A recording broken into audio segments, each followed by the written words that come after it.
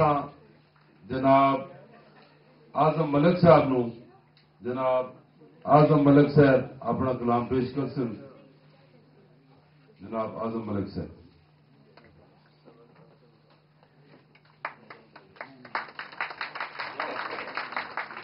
सब तो पहला सारे भैन भरावां नूं मां बोली आलमी दिन मुबारक।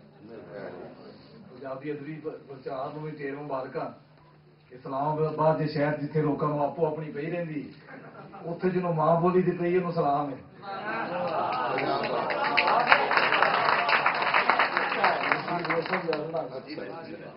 चंद शेर जी पुलिस फोर्स के मत्थे की चुम्मर अमजद हजर साहब के नाम रात समय एक जुगनू चमके रात समय एक जुगनू चमके चगदा फिरे हनेरे नूं। रात समय एक जुगनू चमके चगदा फिरे हनेरे नूं ते कमियां दे पुत बस्ता फड़िया चढ़िया तां वडेरे नूं।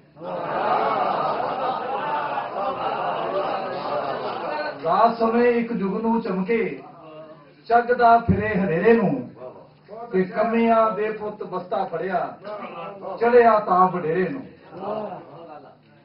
चंद शेर जी गजल दे कि अखरां दे व्यापार ने दुनियादारां दे अखरां दे व्यापार ने दुनियादारां दे सप्पां जे किरदार ने इत्थे यारां दे। अखरां दे व्यापार ने दुनियादारां दे सप्पां जे किरदार ने इत्थे यारां दे ते हुण ते इस बस्ती दा रब ही राखा है। हुण ते इस बस्ती दा रब ही राखा है नीतां दे विच खोट ने पहरेदारां दे। जावन वाले नींदा नाल ही रह गए ने जावन वाले नींदा नाल ही रह गए ने अखियां विच जगराते ने दिलदारां दे ते किन्नियां चिट्टियां पग्गां पैरी रुलियां ने किन्नियां चिट्टियां पग्गां पैरी रुलियां ने शिमले अजे भी उच्चे ने सरदारां दे। किन्नियां चिट्टियां पग्गां पैरी रुलियां ने शिमले अजे भी उच्चे ने सरदारां दे। वैर विरोध ते नफरत अत्तां चाहियां ने वैर विरोध ते नफरत अत्तां चाहियां ने कद अमनगे आजम मौसम प्यारा।